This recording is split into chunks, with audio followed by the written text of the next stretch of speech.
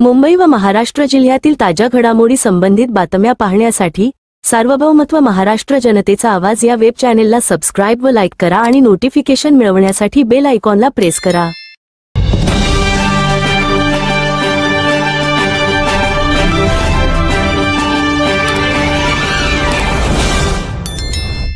सार्वभौमत्व महाराष्ट्र जनतेचा आवाज न्यूज चॅनेलमध्ये आपले स्वागत आहे। आजच्या महत्त्वाच्या घडामोडी सादर मुंबई प्रतिनिधी बातमी सादर समस्त कोकणातील बौद्ध समाजाची अस्मिता असलेल्या मुंबईतील भोईवाडा परळ येथील बौद्धजन पंचायत समितीला सामाजिक न्याय विभागाकडून निधी मंजूर झाला असे मत माननीय आनंदराजजी आंबेडकर यांनी व्यक्त केले।